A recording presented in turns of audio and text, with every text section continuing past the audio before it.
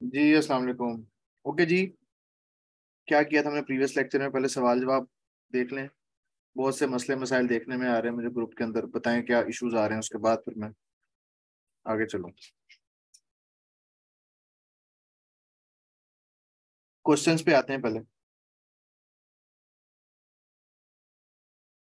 Questions हैं तो पूछ लें, अदरवाइज मैं स्टार्ट करूँ।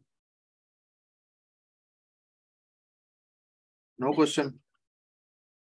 अच्छा, प्रीवियस लेक्चर में मैंने आपको एक चीज बताई थी, मैंने क्या किया था, मैं उसी को आगे कैरी करता हूँ। प्रीवियस लेक्चर में मैंने ये बताया था कि आपने टॉपिक जो दिया जाएगा उसको गूगल पे सर्च करेंगे और पहली 5 वेबसाइट्स को ओपन करेंगे, उनके टाइटल्स को चेक करेंगे। टाइटल्स को चेक करने के बाद उन सब के जो है इंट्रोडक्टरी पोर्शन जो है उसको पढ़ लेंगे। उसको पढ़ने के बाद हमने कुछ टॉपिक्स निकाल लिए थे।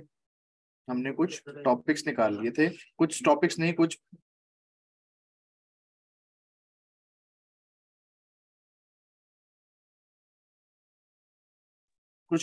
हमने पॉइंट्स निकाले थे। उस पॉइंट्स में हमने क्या किया था, हमने ये देखा था कि ये किन किन चीजों के बारे में बातचीत कर रहे हैं। ठीक है। और ये जो हमने पॉइंट्स निकाले थे ये पूरे ब्लॉग के नहीं थे, ये सिर्फ इंट्रोडक्शन पार्ट के थे। जो ऊपर के हमने 80 to 100 वर्ड्स लिखने होते हैं, ये सिर्फ इसके लिए थे, ये बाकियों के लिए नहीं थे। ये बाकी पोस्ट के लिए नहीं थे। अक्सर लोगों को लग रहा है कि जी पूरे ब्लॉग ही हमने 100 वर्ड्स का लिखना है, ऐसा नहीं होता। ये सिर्फ और सिर्फ इंट्रोडक्शन पार्ट के थे। इसके बाद फिर हमारी सब हेडिंग्स आती हैं और उसके बाद फिर कंक्लूजन आता है। तो ये इंट्रोडक्शन है जिसमें हम सिर्फ ये बताएंगे कि हम इस टॉपिक में क्या चीज डिलीवर करने जा रहे हैं अपनी ऑडियंस को। तो हमने 3-4 पॉइंट्स पढ़े थे और उनको मैंने कुछ उनके बुलेट्स बना लिए थे।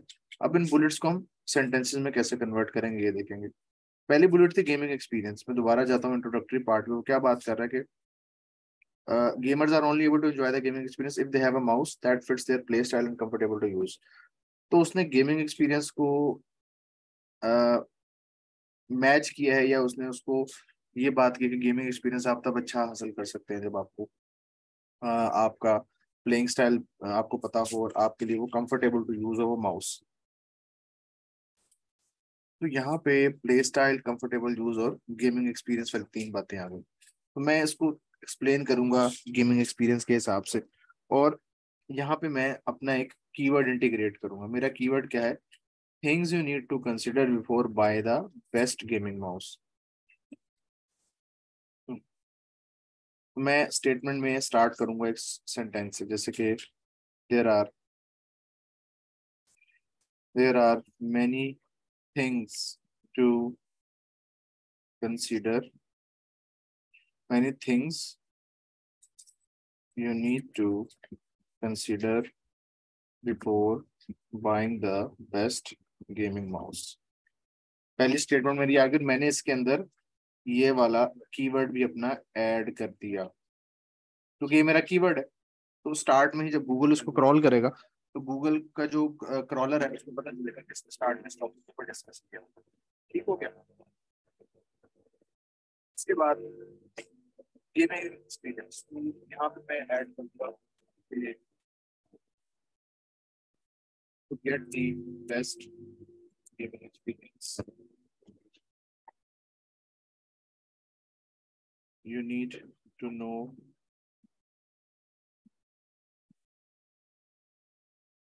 your play style first। या मैं स्टार्ट कर सकता हूँ to get the best gaming experience first you need to know your play style.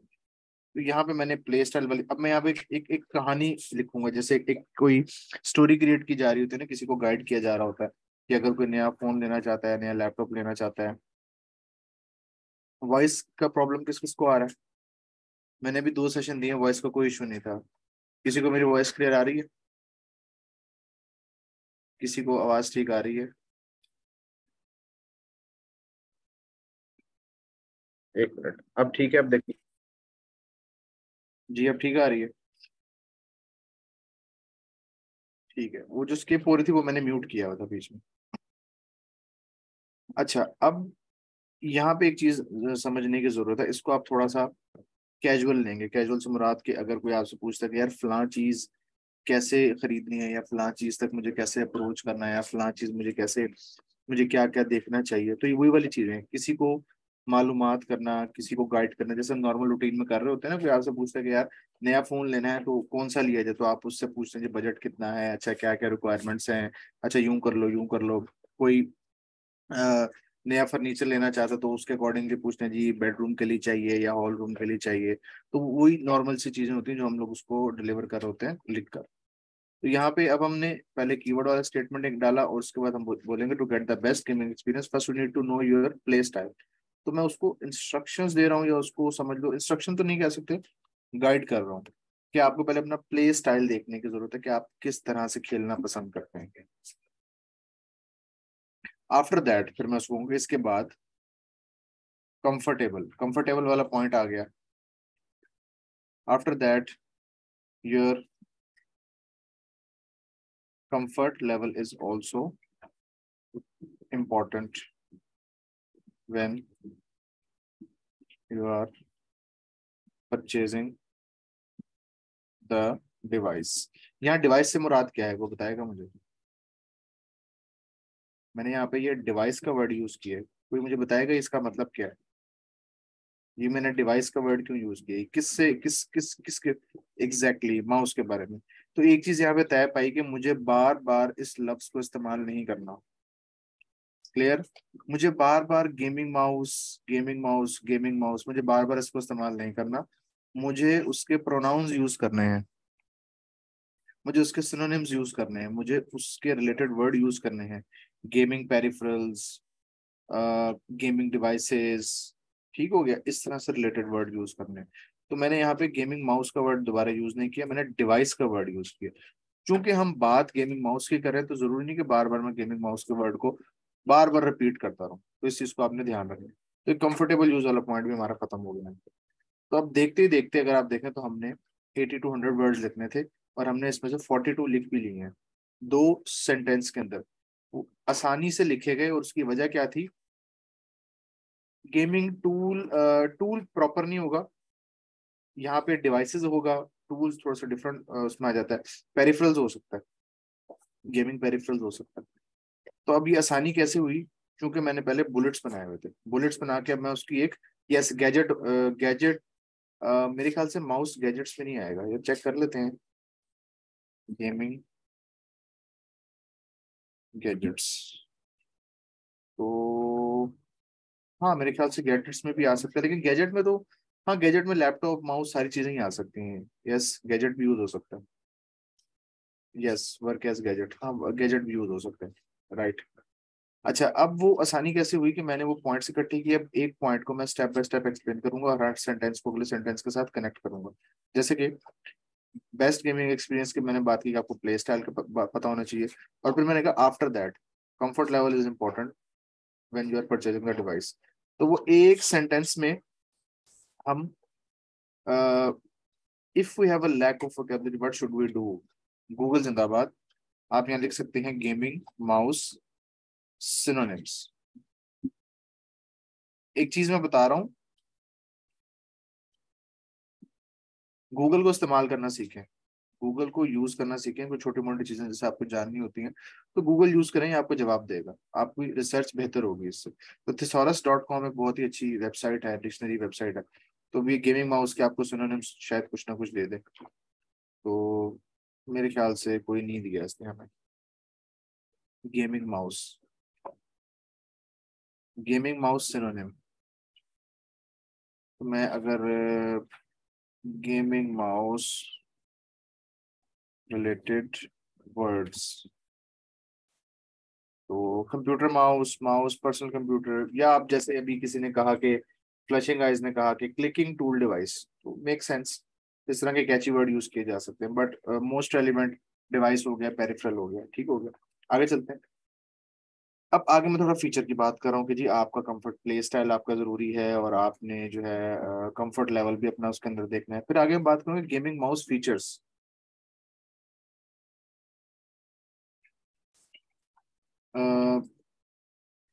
यहाँ पे मैं कुछ दूसरे तरीके से स्टार्ट लूंगा कि interestingly there is, there are many, या मैं इसको कह सकता हूँ कि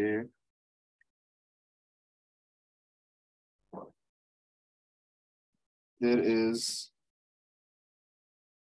interestingly gaming mouse is far away.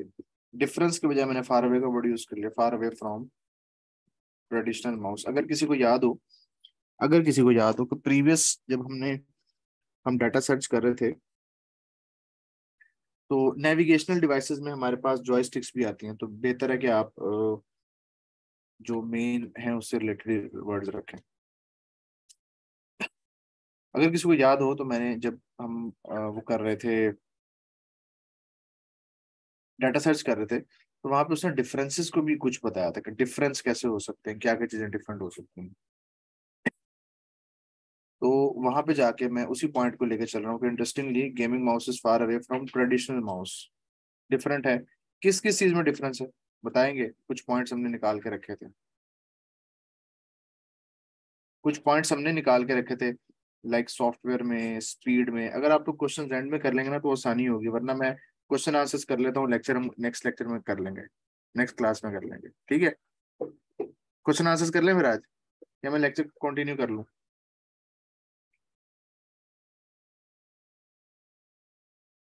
तो मैंने यहाँ पे बात की थी फीचर्स की। कौन कौन से फीचर्स हैं जिन पे वो डिफरेंस बता रहा था कि ये ट्रेडिशनल माउस से किस किस तरह से डिफरेंस है? तो ये तीन फीचर हमने एग्जांपल के तौर पे यूज किए थे, ताकि जो बात हम कर रहे हैं उसको हम प्रूफ कर सकें। गूगल कहता है कि आप जो बात कर रहे हो ना उसको आप प्रूफ करो, बोंगियां नहीं मारनी सादा जबान में। ये कहते हैं ना बोंगियां मारना, बोंगी नहीं मारनी, वो तो हम किसी भी टूल से लिखवा सकते हैं। जो बात आप कर रहे हो आप उस बात को सेकंड भी करें, उसका कोई ना कोई प्रूफ दें, कोई ना कोई एग्जाम्पल दें, कोई ना कोई स्टैट्स दें, तो इस तरह वो एक अच्छा ऑप्टिमाइज कंटेंट बनता है।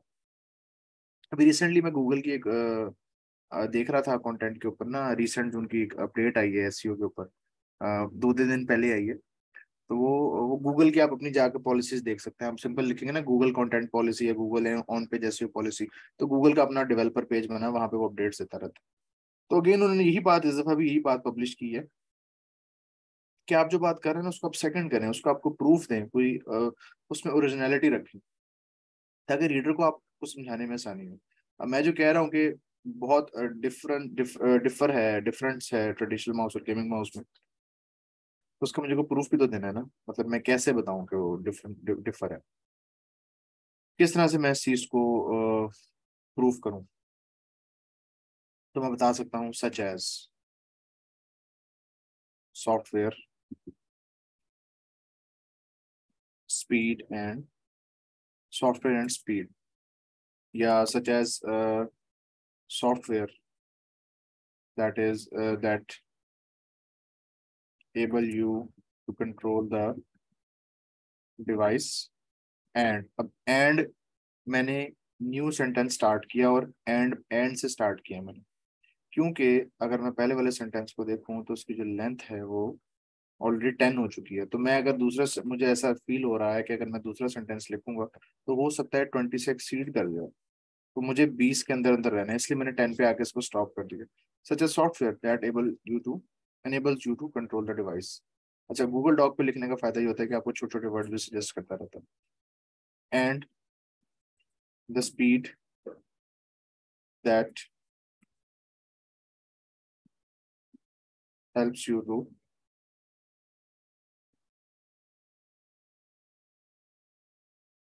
परफॉर्म क्विक एक्शन, क्योंकि गेमिंग माउस का काम क्या है कि वो आपको क्विक एक्शन परफॉर्म करने में हेल्प करे। अच्छा, अब मैं इनके सेंटेंस की दोनों की लेंथ देखता हूँ कि क्या मुझे इसको एक करना चाहिए। तो ये 20 वर्ड है, तो मैं इसको अगर एक भी कर दूंगा ना तो फर्क नहीं पड़ेगा। Although it's a deadline but make sense. तो ये यहाँ पे मैंने इसको क्लोज कर दिया। चेक करते हैं जी, 82 वर्ड्स हमारे यही मीट हो गए। लास्ट में, bundle of gaming mouse available in the market and it's difficult to choose the best one. Below mention are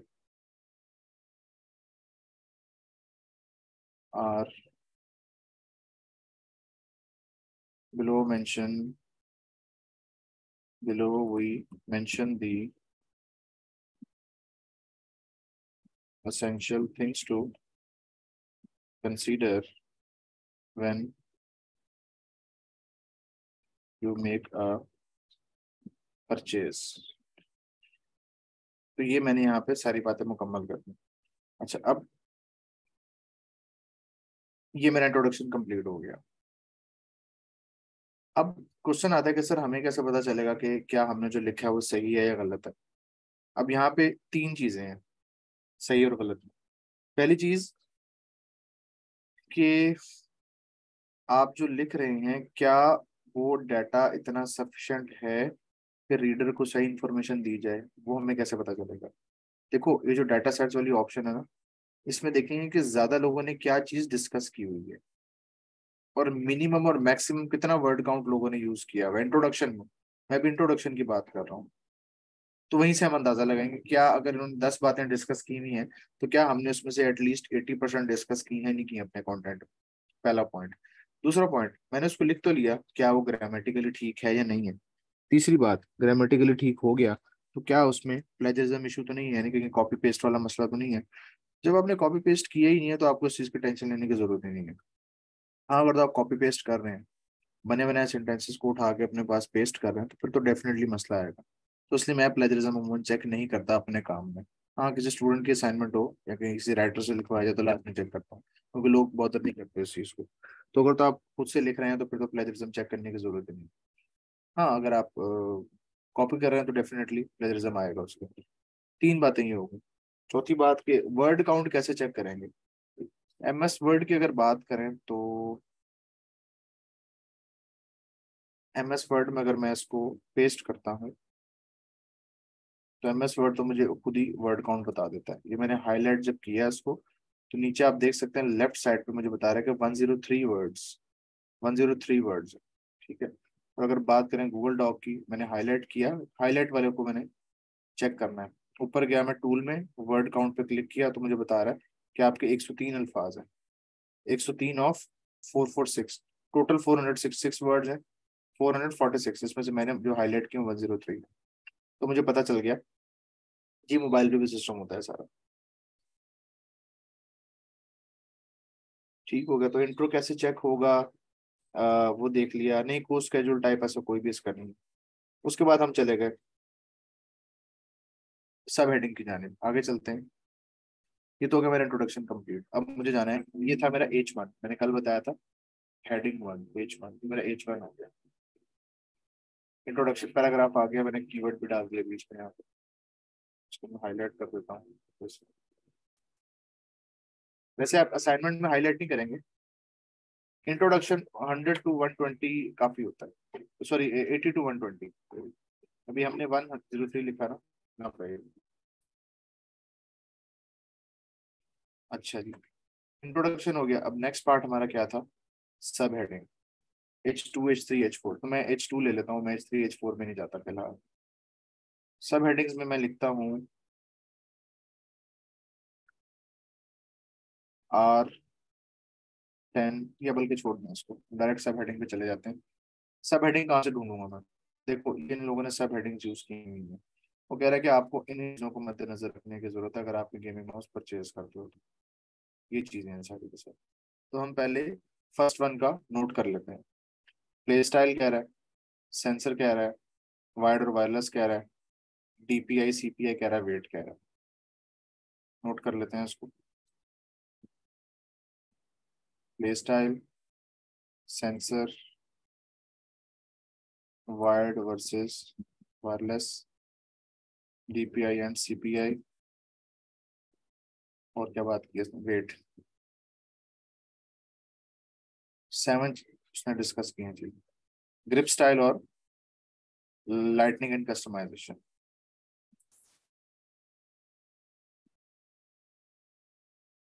यानी कि उसने ये 7 चीजें बताई हैं कि अगर आप उसको परचेस करना चाहते हो यूजिंग द इंटरनेट तो आप ये 7 चीजों को मद्देनजर रखेंगे खरीदते वक्त। ये मेरे हो गए H2, हेडिंग 2 कहलाती है। अब इसको हम कॉपी पेस्ट हेडिंग को किसी हद तक कर सकते हैं लेकिन डाटा को नहीं कर सकते। लेकिन अगर हम हेडिंग कॉपी पेस्ट कर भी रहे हैं तो हम इसका जो पैटर्न है वो सेम नहीं रखेंगे। अब ये एक वेबसाइट ने ये 7 चीजें डिस्कस की। अब मैं अगली पे चलता हूँ, दूसरी पे। वो पहले डिस्कस कर रहा है शेप। क्या पहली वाली ने शेप को डिस्कस किया था? यहाँ देखें शेप है कहीं पे। नहीं है ना, तो मैं इसमें शेप ऐड कर लेता हूँ। शेप, इसको मैं H2 बाद में करता हूँ, पहले मैं इसको सेट कर लेता हूँ देखो, ताकि आसानी रहे समझने में। अभी शेप हमने ऐड कर लिया यहाँ पे, क्योंकि नई चीज थी हमारे पास। ये नई चीज मैं रेड हाईलाइट कर रहा हूँ, जो कि पहले वाले ने यूज नहीं की थी। माउस ग्रिप, ग्रिप यूज हुई भी है पहले वाले में, फिर चैट बॉक्स में आ जाए। ग्रिप वाला पॉइंट यूज हुआ है। ये रेड वाले पॉइंट जो हमने फर्स्ट ब्लॉक से उठाए थे, तो ग्रिप स्टाइल आ गया ना, ऑलरेडी डिस्कस्ड है, तो उसको हम नहीं छेड़ेंगे। और देखें क्या आ रहा है। अच्छा, ये ब्लॉक सही से ओपन नहीं हुआ, इसकी सब हेडिंग्स हमारे पास पूरी नहीं आ रही। ये इसने साइज वाली बात की हुई है, ये जो इंची टेप बनी हुई है मेजरिंग, साइज वाला पॉइंट ऑलरेडी है। विड्थ एंड साइज कर लेते हैं, वेट एंड साइज, साइज हमने ऐड कर लिया। ये देखें, ये एक नया पॉइंट आ गया।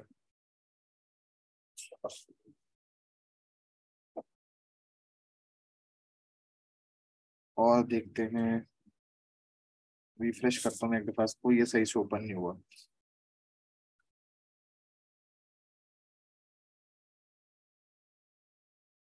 ये रिफ्रेश हो जाए।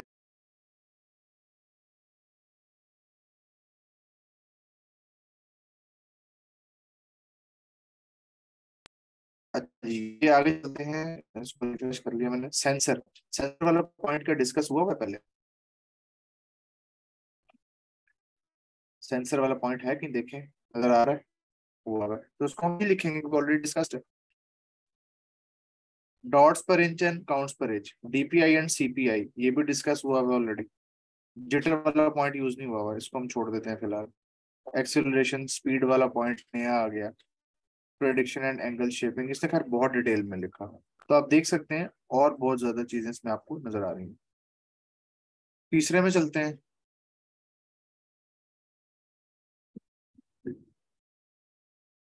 तीसरे में देखते हैं, ये इसने यहाँ लिस्ट दी हुई है टेबल ऑफ कंटेंट में। प्ले स्टाइल, क्या प्ले स्टाइल डिस्कस हुआ है? हुआ है। बटन्स, बटन्स डिस्कस नहीं हुआ हुआ मेरे ख्याल से। लाइटनिंग एंड कस्टमाइजेशन, तो बटन वाला पॉइंट भी हमने ऐड कर लिया। जितनी ज्यादा सब हेडिंग्स होती है ना, उतना ज्यादा आपके पास चांस होता है कि आप अच्छे तरीके से उसको एक्सप्लेन कर सके। और अगर वर्ड काउंट थोड़ा हो, हेडिंग ज्यादा हो, फिर तो बहुत ही मजे की बात होती है, क्योंकि आप थोड़ा थोड़ा वर्ड काउंट लिख के सारी हेडिंग्स कंप्लीट कर रहे होते हैं। डीपीआई और सीपीआई वाला पोलिंग रेट ये एक ही है, वेट एंड साइज हो गया, वाइड और वायरलेस हो गया, ग्रिप स्टाइल भी हो गया, बाकी चीजें सेम है। ये डिस्कस हो चुकी है। अगले पे चलते हैं। ये क्या कह रहा है? कनेक्शन टाइप, वही वायर्ड है या वायरलेस, कनेक्शन टाइप हो गया। साइज एंड वेट ऑलरेडी हम मेंशन कर चुके हैं। Grip style and ergonomic discuss हो चुका है। रिलायबिलिटी एंड ड्यूरेबिलिटी, ये एक नया पॉइंट है। Reliability and durability.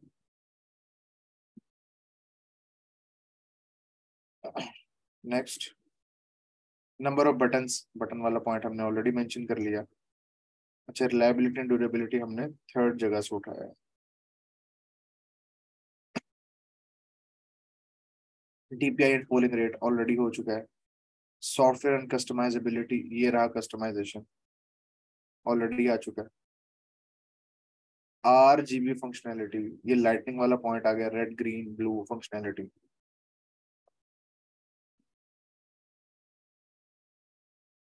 Mouse pad compatibility, ये यूज कर लेते हैं।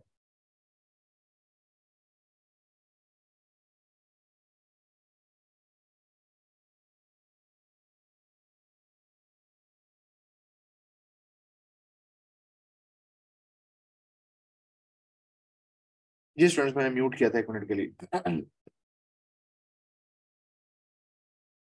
अच्छा, अच्छा एक पॉइंट और गुजरा, माउस एंड पैड कंपैटिबिलिटी, ये भी हम यूज कर लेते हैं। माउस एंड पैड कंपैटिबिलिटी, ये हमारा एक और पॉइंट आ गया। ठीक हो गया। आगे चलते हैं। डाटा कहाँ से लेते हैं? फ्लशिंग आइज, आपने लेक्चर नंबर 6 नहीं देखा था? क्या आपने लेक्चर 6 अटेंड किया था? मैंने उसमें बताया था कि हम डाटा कैसे उठाते हैं। हम गूगल पे जाकर टॉपिक को सर्च करते हैं और वहां से हम, हमारे पास वेबसाइट्स निकल आती हैं, वहीं से हम डाटा उठाते हैं। वहीं से कर रहा हूँ मैं। अच्छा जी, आगे चलते हैं फिफ्थ वन पे। माउस शेप, शेप वाला पॉइंट, वेट एंड साइज। इसमें शेप ये आ गया ना, शेप ले लिया हमने ऑलरेडी। साइज वाला भी हो गया, वेट वाला भी हो गया, सेंसर वाला भी हो गया, और कनेक्शन वायर्ड वायरलेस भी हो गया, प्रोग्रामेबल बटन्स भी हो गया, डीपीआई वाला भी हो गया। अब मेरे पास तमाम वो हेडिंग्स जो इन पांचों ने यूज की हैं वो सारी की सारी कंप्लीट हो गई। ठीक है। तो क्या, अगर अब मुझे इनके ऊपर डाटा लिखना है तो मुझे लिखने के लिए डाटा मिल जाएगा, इंफॉर्मेशन जिसको मैं यूज करके अपने वर्ड्स में लिख सकूं? क्या लगता है? मेरे पास ये पांच वेबसाइट्स हैं और बहुत सी मेजोरिटी जो हेडिंग्स हैं वो ऐसी हैं जो सबने यूज की हुई हैं। तो यानी कि फॉर एग्जांपल अगर मैं बात करूं सेंसर की, तो इन पांचों ने सेंसर के ऊपर कम से कम 50-50 अल्फाज तो लिखे होंगे, कम से कम।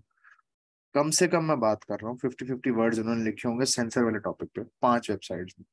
तो यानी कि 250 अल्फाज है। तो उन 250 में से क्या मैं 17 अल्फाज एक्सट्रैक्ट नहीं कर सकता? मैं दो इन्फॉर्मेशन उनकी उठा के एक सेंटेंस में लिख दूं, तीन इन्फॉर्मेशन उठा के एक सेंटेंस में लिख दूं, या दो एक एक अलहदा से चेंज करके लिख दूं, तो मेरे पास हर सब हेडिंग पे on an average 250 to 300 words बनते हैं। किसी भी एक होगा। जैसे अब ये माउस एंड कंपेटिबिलिटी, ये सिर्फ एक वेबसाइट ने डिस्कस किया है इसको, तो मैं उसी में डाटा उठा के उसी को रिराइट कर लूंगा। तो अब जब मैं लिखूंगा तो मैं इन तमाम चीजों को कवरेज दे रहा हूँ जो सब ने लिखी हुई है, और किसी ने नहीं भी लिखी हुई। जैसे माउस एंड कंपेटिबिलिटी रिलायबिलिटी, ये सिर्फ एक वेबसाइट ने डिस्कस की, बाकियों ने नहीं किया है इसको। मैं वो पॉइंट्स उठा रहा हूँ जो सबने लिखे भी हैं और सबने नहीं भी लिखे। कॉमन वर्सेस अनकॉमन को मैंने इकट्ठा कर दिया। ठीक है। अब मेरे पास, मुझे पता चल गया कि मुझे इन इन हेडिंग्स के ऊपर काम करना है। और ये कितनी हेडिंग्स है मेरे पास? 11 हेडिंग्स है मेरे पास। सॉरी, सब हेडिंग जिसको हम कहेंगे H2। H2, ये H2 मेरे पास तैयार हो गई। और एंड पे कंक्लूजन। कंक्लूजन आप वैसे छोड़ भी दें तो कोई फर्क नहीं पड़ता उससे, आजकल कंक्लूजन कम ही लिखा जाता है। अच्छा, थोड़ा सा पिछले लेक्चर में चलते हैं। मेरे पास 1000 अल्फाज है जो मैंने कंप्लीट करना है। मैंने लिख कितने लिए? 103, 100 लिख लिए। पीछे कितने रह गए? कितने रह गए पीछे? 900, राइट। 11 सब हेडिंग्स है मेरे पास। कितनी? 11। कैलकुलेटर ओपन करेंगे, 900 को डिवाइड करेंगे 11 पे, कितना आ गया? ऑलमोस्ट 82, 81.8, 82। तो मुझे हर सब हेडिंग में कितने अल्फाज लिखने हैं? मिनिमम 82, अगर मुझे अपना वर्ड काउंट पूरा करना है। यहाँ तक बात समझ आई? मैं जब शुरू शुरू में लिखता था ना, तो मैं यही वाला काम किया करता था जिससे मुझे परेशानी नहीं होती थी। तो यहाँ पे मेरा माइंड यहाँ पे क्लियर हो गया और मैं स्टिक रहा अपने टॉपिक पे कि मुझे हर सब हेडिंग में 80 से 85 अल्फाज लिखने हैं। 80 से 85 अल्फाज मुझे हर सब हेडिंग के अंदर कवर करने हैं। तो यहाँ पे वो परेशानी खत्म हो गई कि मैं क्या लिखूंगा और कैसे लिखूंगा। मैंने एक स्ट्रक्चर बना लिया। जैसे हमने इंट्रोडक्शन का स्ट्रक्चर बनाया था ना, अब मैंने स्ट्रक्चर बना लिया। तो अब जब मैं प्ले स्टाइल के ऊपर सर्च करूंगा तो मेरे पास पांच वेबसाइट्स हैं जिनमें से मैं डाटा उठाऊंगा, और मैं अलग से भी सर्च कर सकता हूँ, जैसे कि how play styles matters while gaming. Play style से रिलेटेड कोई भी कीवर्ड डाल लो तो आपको प्ले स्टाइल के ऊपर एक अलग से कंटेंट की दुनिया मिल जाएगी। अगर आप कहते हैं कि मुझे डाटा नहीं मिल रहा प्ले स्टाइल के ऊपर, तो ये देखो इतना सारा डाटा है। आप इनमें से किसी भी सब हेडिंग के ऊपर सर्च करोगे ना, तो आपको अलग से इसके ऊपर पूरे पूरे आर्टिकल्स मिलेंगे, और एक नहीं हजारों आर्टिकल ब्लॉग मिलेंगे। तो मैं कैसे मान लूं कि लिखने के लिए डाटा अवेलेबल नहीं है? तो थोड़ा सा माइंड प्रिपेयर होता है कि हम 1000 अल्फाज कैसे पूरे करेंगे। कुछ थोड़ी सी कोई होप नजर आती है कि हाँ हम तो इसको इजीली क्रैक कर सकते हैं। हम इजीली लिख लेंगे, क्योंकि मेरे पास हम 1000 वर्ड्स को देख के परेशान नहीं होना, उसको प्लान करके लिखना है। जब आप प्लान करके लिखोगे ना तो चीजें आसान हो जाएंगी। बहुत से स्टूडेंट्स मैसेज करते हैं कि सर 1000 अल्फाज हैं कैसे पूरे करेंगे, 2000 अल्फाज हैं कैसे पूरे करेंगे। भाई ऐसे पूरे होंगे, ये देखो छोटे छोटे पॉइंट्स में उसको लिखेंगे, थोड़ा थोड़ा करके उसको लिखेंगे। अब प्ले स्टाइल है, प्ले स्टाइल को जैसे मैं लिख के दिखाता हूँ एग्जाम्पल के तौर पर। अब लिखने का तरीकाकार वही है, तरीकाकार वही है जो हमने पहले किया था। इसको मैं 1 मिनट के लिए ना जरा H2 खत्म कर रहा हूँ, फॉर्मेटिंग का इशू कर रहा है ये। H2, 1 मिनट जरा रुको। नॉर्मल टेक्स्ट 14 बोल्ड, अच्छा जी। इंट्रो के लिए भी 100 वर्ड्स कम पड़ गए थे मुझे, इतना कंटेंट मिल जाता। हाँ जी लिख जाता, डेफिनेटली मिल जाता, लेकिन उसको कंट्रोल भी करना ना, डाटा तो बहुत पड़ा है। अब मैं अगर प्ले स्टाइल को लिखना चाहूँ तो मैं ये जाता हूँ जो प्ले स्टाइल पे क्या बात करता है वो सुनते हैं इसकी कहानी, और फिर अपनी जुबानी लिखते हैं। उसने कितने अल्फाज यूज किए हैं, मेरे ख्याल से 40-50 होंगे मैक्सिमम, 65। क्या कह रहा हो, कह रहा है जी the gaming experience, the gaming mouse requirements depend on the type of the game you play. पहली बात तो उसने क्या कि आपके माउस की रिक्वायरमेंट डिपेंड करती है कि आप किस तरह की गेम खेलना पसंद करते हैं। कीवर्ड जितना लंबा है ना बस एक दफा यूज कर लिया बहुत है। तो कह रहा है consequently the game that you need to intend to play will determine the features that you consider the important for the gaming mouse। पहले तो कह रहे जी गेमिंग माउस, गेमिंग रिक्वायरमेंट्स बताएंगे किस तरह का माउस प्ले करना है। फिर वो आगे आपकी गेमिंग रिक्वायरमेंट्स डिपेंड करती हैं कि किस तरह का आप किस तरह आप प्ले करते हैं, आपको खेलने का अंदाज क्या है। फिर कह रहे हैं इसके साथ साथ जो गेम आप खेलना चाहते हैं वो डिटरमिन करेगी कि आपको अपने उस गेमिंग माउस में क्या क्या चीजें चाहिए। तो यहाँ उसने दो बातें की हैं, योर प्ले स्टाइल और the game you want to play will decide the type of mouse you have to buy। तो मैं यहाँ पे लिखूंगा your play style and the game you want to play will decide the type of mouse you have to buy। तो ये मैंने एक statement बना ली इसके अंदर। इन दो फॉर एग्जाम्पल कह रहे जी RTS MMO। अब जी RTS क्या है, अ, जी आप कीवर्ड एंड में पुट कर सकते हैं। अब RTS क्या है, MMO क्या है, हमें इसके बारे में भी नहीं पता। तो कह रहा for example the RTS and MMO gamers will require additional buttons. उसने गेम्स की दो टाइप्स को डिस्कस किया कि इनको एडिशनल बटन्स रिक्वायर होते हैं। फिर वो कह रहा है that can be assign to alternate functions. और उन बटन से क्या काम होता है कि आप उसको एक, हर बटन को एक ऑल्टरनेट फंक्शन दे देते हैं, यानी कि किसी बटन को क्लिक करेंगे तो एक सेपरेट फंक्शन जो है वो परफॉर्म करेगा। फिर कह रहा है macros compare to FPS gamers who focus on accuracy and quick tracing. इसके बरक्स जो FPS गेमर्स होते हैं उनको सिर्फ एक्यूरेसी और ट्रेसिंग रिक्वायरमेंट होती है। यानी कि उसने बात की कि दो तरह की गेम्स हैं जिनको एडिशनल बटन रिक्वायर होते हैं जो आपके ऑल्टरनेट फंक्शंस परफॉर्म कर सकें, और उसके साथ साथ जो FPS गेमर्स होते हैं उनको एक्यूरेसी और क्विक ट्रेसिंग चाहिए होती है। तो अब हमें पता तो चल गया कि हमें एक्यूरेसी चाहिए और हमें ये चीजें हमारी रिक्वायरमेंट है। तो पहले तो मुझे जानना है कि RTS और MMO गेम्स होती कौन सी हैं। आर टी एस गेम्स क्या कह रहा है जी, RTS गेम्स को exact real time strategy game, जैसे कि PUBG टाइप गेम्स होती हैं, Dota 2 टाइप्स गेम्स होती हैं, call of duty type games होती हैं। ये रियल टाइम स्ट्रेटेजी जिसपे आपको मौके पे स्ट्रेटेजी बना के एक्शन परफॉर्म करना होता है। MMO गेम्स ये कौन सी होती है, ये मल्टी प्लेयर्स वाली होगी I think, multiplayer games. MMO games meaning massively multiplayer online games, obviously वही RTS टाइप आ जाती है। तो अब यहाँ पे मैं लिख सकता हूँ कि to play RTS and MMO games, a quick action is required that and programmable buttons can do that only.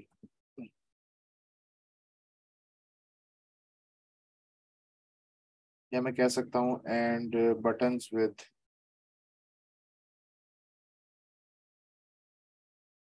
alternative actions can do that.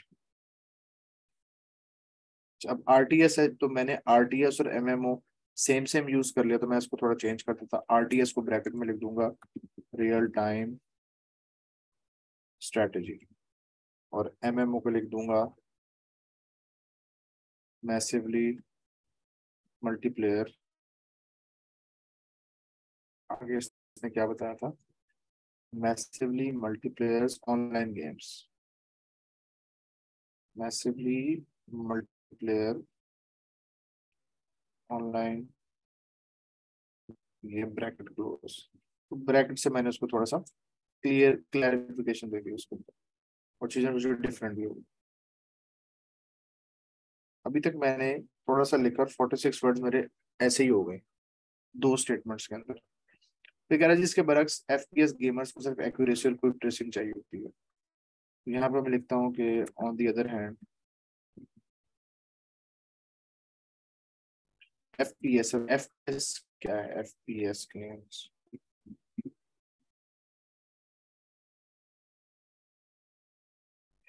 FPS first person shooter games. FPS stands for first person shooter games.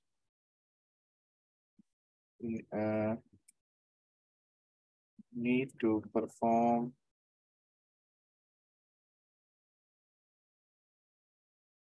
क्या था? Accuracy and quick tracing. With accuracy and perfect clicking. इसको मैं paragraph में divide कर देता हूँ, ये like this. 3 paragraph में 3 मुख्तलिफ बातें मैंने यहाँ पर लिख दी। ये मेरे ख्याल से 60 वर्ड्स तो हो ही गए होंगे, 60। इसी तरह हम लिखते जाएंगे इसको। थोड़ा अभी मैंने एक जगह से पढ़ा है, मैं अगली जगह जाऊंगा तो वहां भी उसने प्ले स्टाइल को लिखा होगा, और आगे जाऊंगा तो इस तरह डिफरेंट डाटा आता जाएगा, और मैं 80 से 85 अल्फाज हर सब हेडिंग पे कंप्लीट करता जाऊंगा। अभी आप लोगों का टास्क क्या है, फिर मैं क्वेश्चन आंसर्स पे आता हूँ। ये आप लोगों का है टास्क नंबर 4। पिछले वाले को भूल जाएंगे। कंप्लीट द ब्लॉग पोस्ट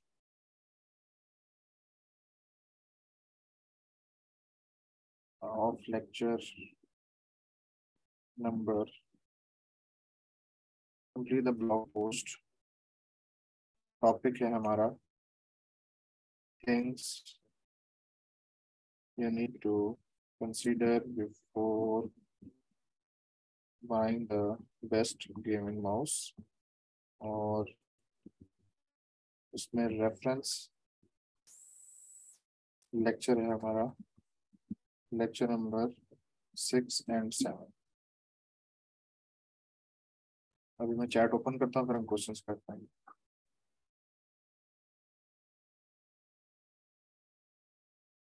जी अब चैट ओपन है, अब क्वेश्चंस करें, क्या करना है। कीवर्ड्स कितनी बार रिपीट कर सकते हैं H2 के लिए? कम से कम करेंगे, 1 से 2 दफा लाजमी होता है। इंग्लिश एडवांस में और इंग्लिश प्रैक्टिस से बेहतर होगी ना। Can you put keywords at the end of the introduction? Yes you can. H2 में 1000 वर्ड्स पूरे हो गए, तो H3 में क्या लिखना है? H3 तब लिखी जाती है जब जरूरत हो। फॉर एग्जाम्पल मैं अगर लिखता हूँ वायर्ड वर्सेस वायरलेस, तो इसके अंदर मैं वायर्ड की अलग एक सब हेडिंग बना दूं और वायरलेस की अलग से बना दूं, यानी कि हेडिंग के अंदर फर्दर हेडिंग, तो वो मेरी H3 होती जाएगी। फिर उसके अंदर मैं और कुछ छोटी हेडिंग बना दूं तो H4 होती जाएगी। जितनी छोटी हेडिंग्स पे जाऊंगा उसका H बढ़ता जाएगा। साइज 14 रखना है 16, ये एडमिन जो भी हैं आपने सवाल पूछा, बहुत प्यारा सवाल पूछा आपने। ये रहा जी आपका सवाल का जवाब जो कि स्क्रीन पे मौजूद है। जी इसी टॉपिक पे ब्लॉग लिखना है।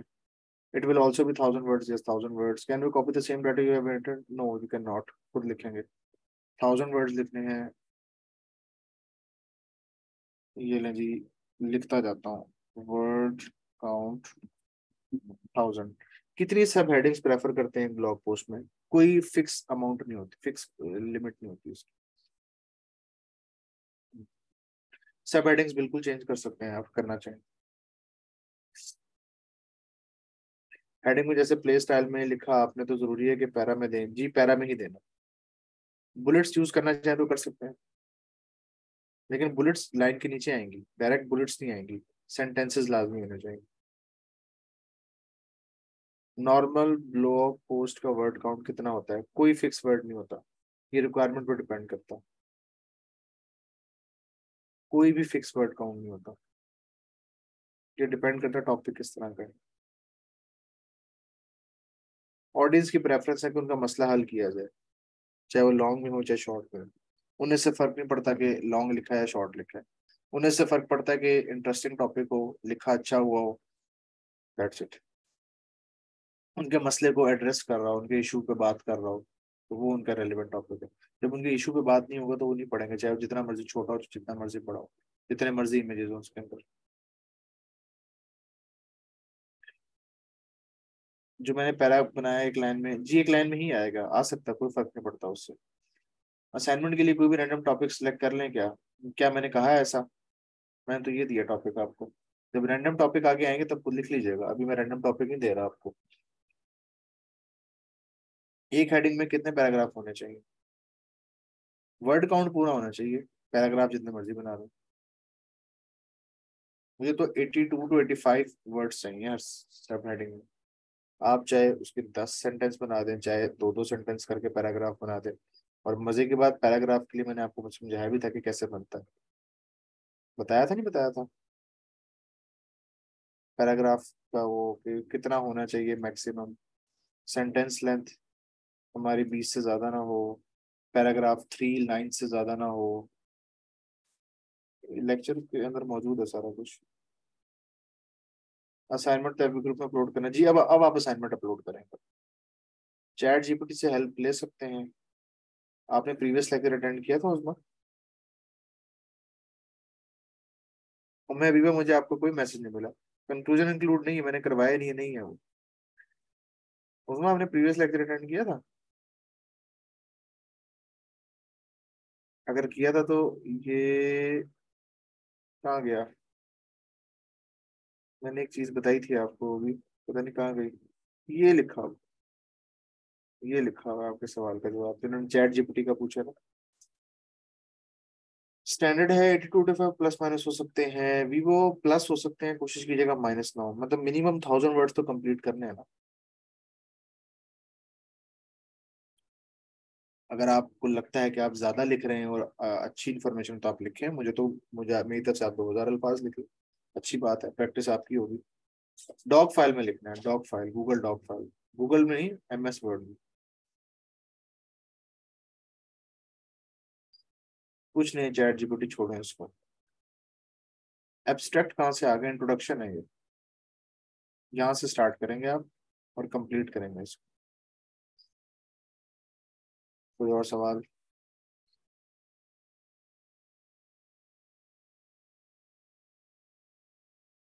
Any other question?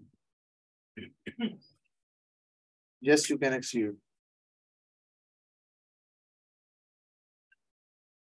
अच्छा जी, ये मैं कुछ और डिटेल लिख देता हूँ। ये है minimum word count 1000। You can, आपको आवाज शायद नहीं आ रही। You can exceed if you want to. ठीक हो गया।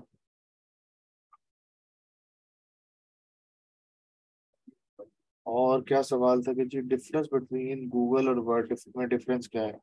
MS वर्ड जो है माइक्रोसॉफ्ट का है, ऑफलाइन टूल है। गूगल जो है वो ऑनलाइन टूल है, तो आप MS वर्ड पे लिखें, गूगल पे नहीं लिखेंगे। पूरे वी लॉग्स खुद से नहीं लिख सकते, पहली बात तो वी लॉग नहीं है, ये ब्लॉग है।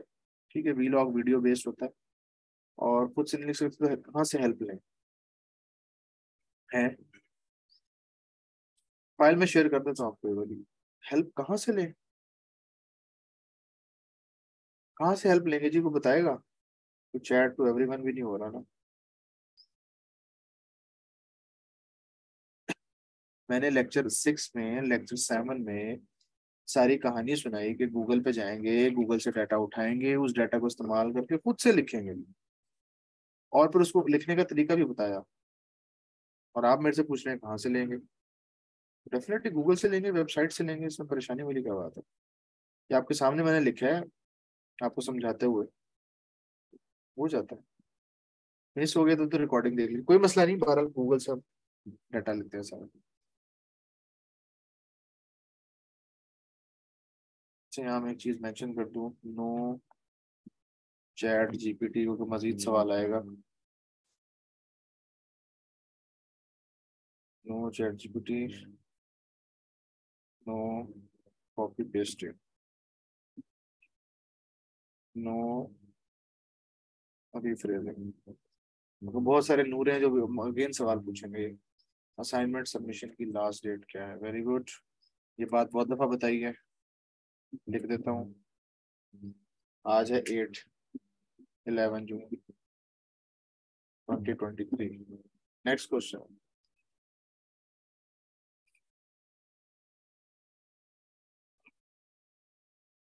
हाँ बताया बट नेक्स्ट लेक्चर, लेकिन अगेन सवाल आ रहा तो कोई नहीं, लिख देता हूँ मैं, कोई मसला नहीं। और सवाल पूछो जी, any other question?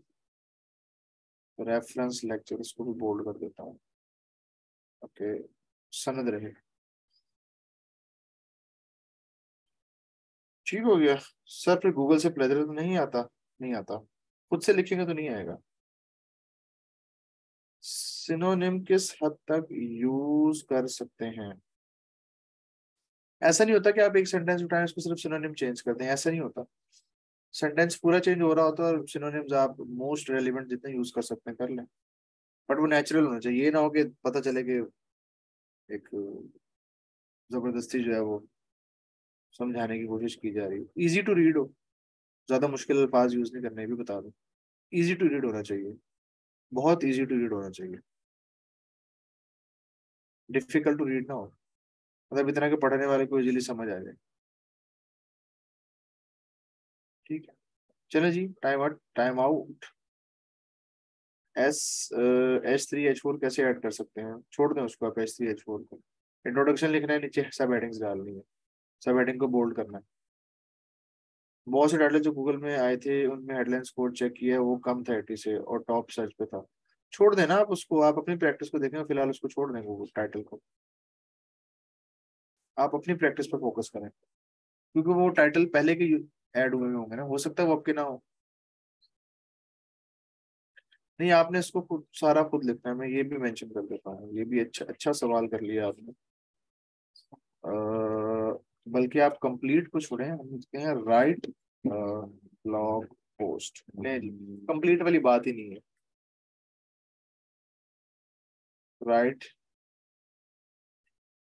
yourself and do not use the content from the lecture। नहीं, ये भी मैंने मेंशन कर दिया। और कुछ? ये फाइल में शेयर कर देता हूँ आप लोगों के साथ अभी ग्रुप में, ठीक है जी। वाइंड अप करते हैं, अपना ख्याल रखिएगा, टेक केयर, अल्लाह हाफिज।